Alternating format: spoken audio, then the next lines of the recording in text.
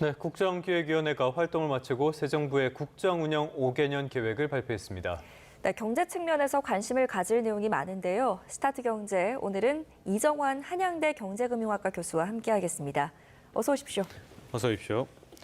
5개년 계획, 어제 국정위에서 발표가 나왔어요. 경제 분야 어떤 내용들이 있었습니까? 일단 혁신 경제에 관한 내용들이 있었고요. 지역 균형 발전에 관한 내용들, 그를 뒷받침하기 위한 재정 정책이라든지 혹은 세수 정책을 어떻게 운영할 것인가에 대한 비전을 좀 보여줬다라고 말씀드릴 수 있겠습니다. 총 123개의 과제를 내놨는데 이 중에 한 29개 정도 제가 기억한 게 맞다라고 하면은 이제 이것이 혁신 경제에 관련된 분야였고요. 네. 그다음에 지역 균형 발전 같은 분야 역시 굉장히 중요하게 다뤄졌다고 보시면 될 것 같습니다. 혁신 경제란 것이 결국은 규제 합리화, 그러니까 민생 안정과 내수 활성화라는 것이 결국은 생활을 안정화시키겠다는 이야기고 이런 내수를 활동시켜서 결국 경제를 일단 뒷받침하겠다는 말씀을 드릴 수 있을 것 같고요. 그 혁신 분야는 아무래도 AI 바이오, 이 신산업 물상에 적극적으로 투자를 하겠다. 그리고 AI 고속도로를 도입하면서 우리가 소버린 AI에 대해서 굉장히 적극적으로 나서고 있는데 이것을 우리나라 전체가 쓸 수 있게끔 하는 이런 내용을 말씀드렸다라고 보시면 될 것 같습니다. 벤처 투자 역시 중요하다고 볼 수가 있는데 이제 아무래도 혁신이 일어나려고 하면은 모험 자본이 있어야 되고요. 모험 자본이라는 것은 주식형 자본, 특히 벤처 자본들이 있어야 된다라고 많이 생각을 하기 때문에 벤처 자본 투자 같은 내용들도 굉장히 많았다. 그리고 이제 메가특구라든지 이런 지역 균형 발전에 대한 내용들도 충실히 하면서 결국은 혁신과 내수 안정, 지역 경제, 그러니까 지역 균형 발전에 대한 논의를 전반적으로 수행했다라고 아마 보시면 될 것 같습니다. 네, 교수님께서 보시기에 저 몇 가지들의 과제 중에서 좀 눈에 띄는 과제들이 있었다면요? 사실 이제 과제들 자체는 어떻게 보면은 뭐랄까 좀 지속적으로 나온 과제들이거든요. 그러니까 이제 지난 정권, 지지난 정권, 지지난 정권 해서 우리나라의 혁신이 잘 안 일어난다라는 이야기를 계속하고 있고.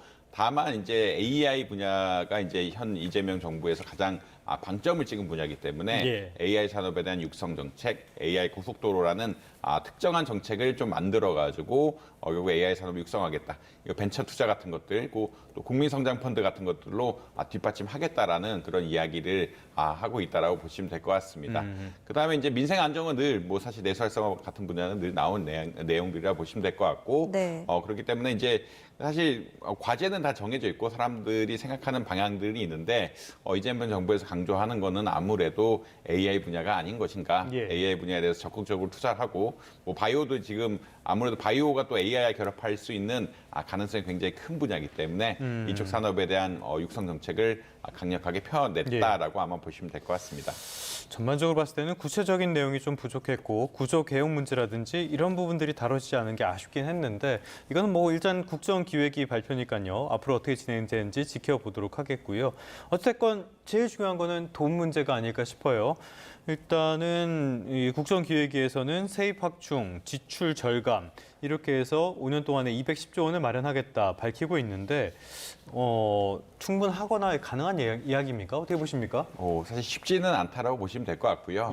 아무래도 이제 인구 구조 변화라든지 그에 따른 경제 성장률의 하락 때문에 세입 확충이 어렵습니다. 그러니까 우리나라가 세수가 좀 부족하다는 이야기를 계속 하고 있는데 이게 좀 구조화된 요인이기 때문에 세수가 좀 부족한 상황이라고 보시면 될 것 같고 이렇기 때문에 210조 가량의 정책, 펀드 만들고 그다음에 정책 자금 지원하고 210조 가량의 자금이 필요한데 세제 개편 같은 것들, 기존에 있던 감세를 줄이고 비과세로 되었던 거를 세금을 매기는 방식들을 통해서 세입 확충을 하겠다라는 이야기를 이야기하고 있고요. 그 다음에 조세행정 효율화라는 것은 더 이게 적절하게 그러니까 기존에 빼먹고 있었던 그러니까 AI가 기존의 조세를 못하고 있었던 부분들을 찾아가지고 세금을 걷겠다라는 이야기라고 보시면 될 것 같습니다. 성장을 통한 세수 확충은 결국은 경제가 커지고 기업들이 수입을 많이 내게 되고 이것이 고용 쪽으로 가면은 기업의 법인세라든지 개인의 소득세라든지 늘 수 있는 부분들이라 이런 부분에 대해서도 이야기를 하고 있고요. 한은 같은 경우에 또 잉여금 같은 것들이 있어서 이런 것도 또 기재부로 배당을 하면서 세입을 확충, 흔히 말하는 세수를 확충하겠다는 이야기로 나오고 있습니다. 그다음에 지출 같은 것들도 구조조정해서 비효율적으로 사용했던 돈들을 조금 어떻게 보자라면 좀 줄이고 뭐 그다음 기금이라든지 이런 것들, 민간 투자 재원 같은 거 잘 마련해서 어떻게 보면 210조를 마련하겠다는 플랜은 됐다라고 보시면 될 것 같습니다. 네. 알겠습니다. 말씀하신 것처럼 재원, 결국엔 돈이 문제가 될 것 같은데 어제 이재명 대통령은 밭은 많은데 씨앗이 없다 이렇게 이야기를 했단 말이에요. 그래서 추가 국채 발행을 시사한 것이 아니냐. 대통령실은 과한 분석이다 이렇게 했는데 뭐가 과한 거 같지는 않고요. 일단 추가 국채, 그러면은 돈을 더 빌리거나 돈을 더 건넨 증세 이런 방법밖에 없을 것 같은데 어떻게 보십니까? 아무래도 이제 국채 발행이 좀 가능한 시나리오라고 보시면 될 것 같고 우리나라에 사실 그러니까 210조를 만든다는 것이 돈이 쉽지 않거든요. 지금 네. 사실 뭐 4, 5년에 210조라는 것은 매년 40조씩인데 우리나라 이제 복지 재정이라든지 이런 상황들 돈이 나가야 될 것들 고려해 본다라고 하면은 이게 쉬운 숫자는 아니다라는 일단 말씀드릴 수 있겠고요.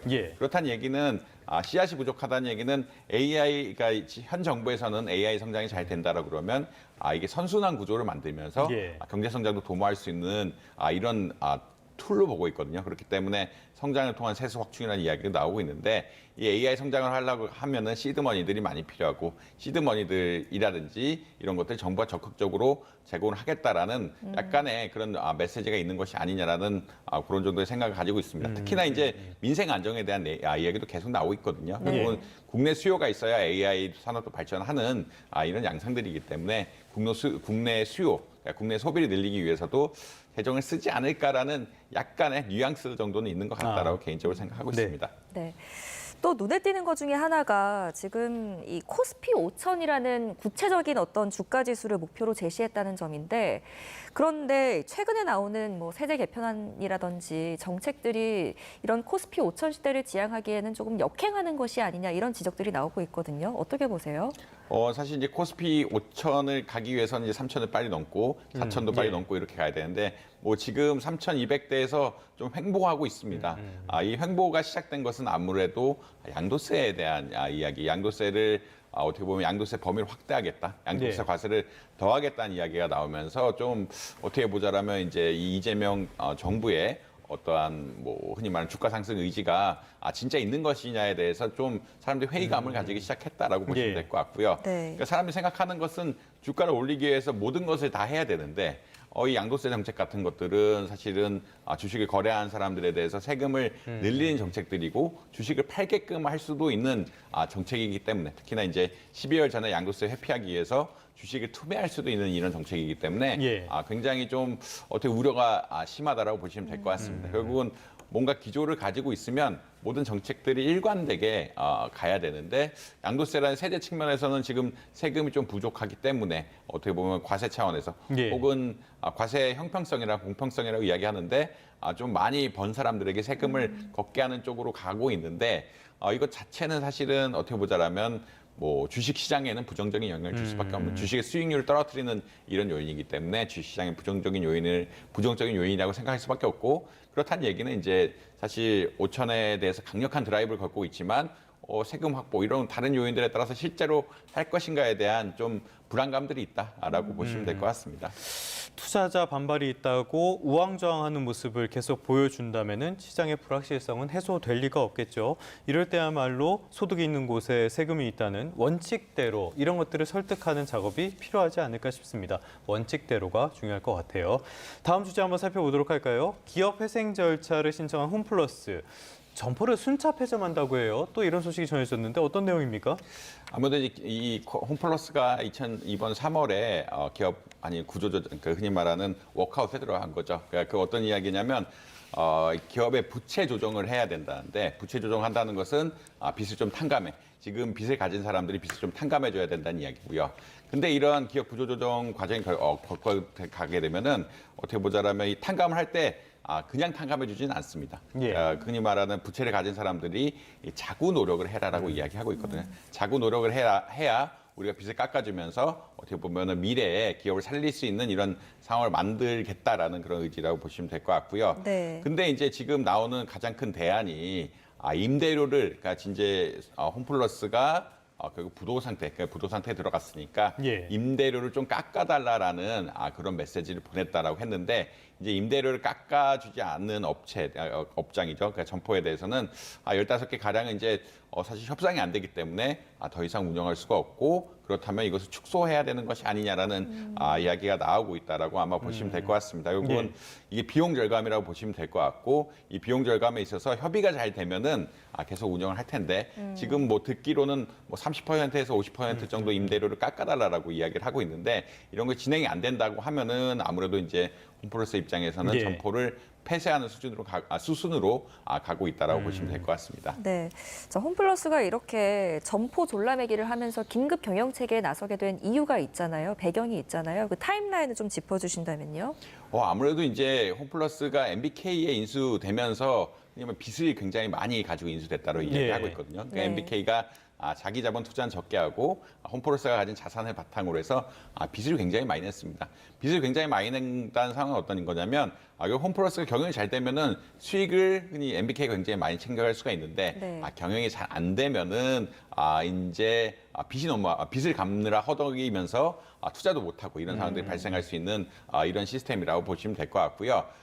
그렇기 때문에 사실 이제 이 또 시장이 많이 변하지 않았습니까? 이런 유통시장이라는 것이 오프라인에서 온라인으로 변하게 되고 이마트라든지 롯데의 경쟁에서 홈플러스가 좀 밀리다 보니까 지속적으로 영업이익 손실들이 발생했다라고 보시면 될 것 같고 영업이익 손실이 발생한다는 것은 회사에 돈이 자꾸 없어진다는 얘기인데 돈이 없어지면 부채를 못 갚게 되고요. 부채를 못 갚게 되는 이런 상황에서 결국은 일종의 기업의 부도를 선언하고 우리 빚을 탕감해줘라라고 이야기하고 있는 이런 상황들이다. 그게 2024 이번 올해 2025년 3월에 발생할 일이라고 아마 이해하시면 될 것 같습니다.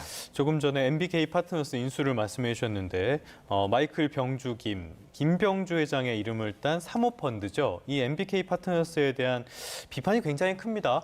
지금 행동을 보면은 우리가 손실 감수한다고 했잖아. 그럼 우리 할 일은 다 했다. 이런 식의 반응인 것 같거든요. 그러다 보니까 약탈적인 사모펀드라는 비판의 목소리도 클 것 같은데 어떻게 보십니까?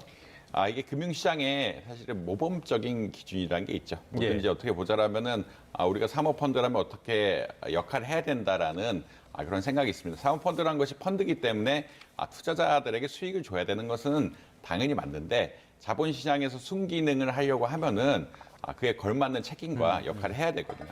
그에 걸맞는 책임과 역할이란 것은 아무래도 기업 경영을 정확하게 하고 투자자보다는 경영을 통해서 기업의 밸류를 높이는 것에 원칙적인 것에 집중을 하면서 우리가 흔히 말하는 구조조정, 기업의 구조조정을 도와주는 역할을 하는 것이 사모펀드거든요. 왜냐하면 은행 같은 금융기관들은 이렇게 큰 업체에 대해 살 수 있는 돈을 제공하기 어렵습니다. 왜냐하면 기업별로 한도가 있기 때문에 어렵기 때문에 이런 사모펀드가 기업의 구조조정에 들어가서 경영 효율화하고 미래 비전을 만들고 투자 계획 같은 것들을 적극적으로 늘리면서 이제 기업을 성장시키고 밸류를 늘리는 이런 작업들이 필요한데 그런 것들을 요새 잘 못하는 것이 아니냐.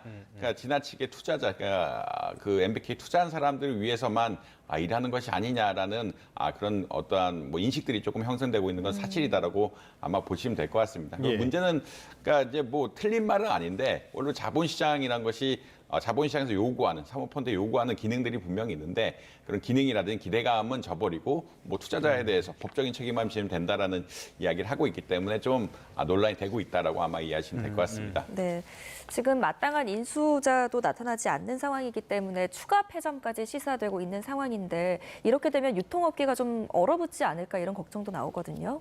사실 이제 오프라인 유통업계가 좀 위축되고 있는 상황들이기 때문에 홈플러스를 인수할 업체가 나타나기는 좀 쉽지 않은 상황이다라고 보시면 될 것 같고요. 그렇기 때문에 이제 홈플러스가 폐점을 하게 되면은 또 이 기존의 오프라인 상권들이 또 많이 축소가 되는 이런 상황들이 발생을 할 것이다라고 예측을 하고 있습니다.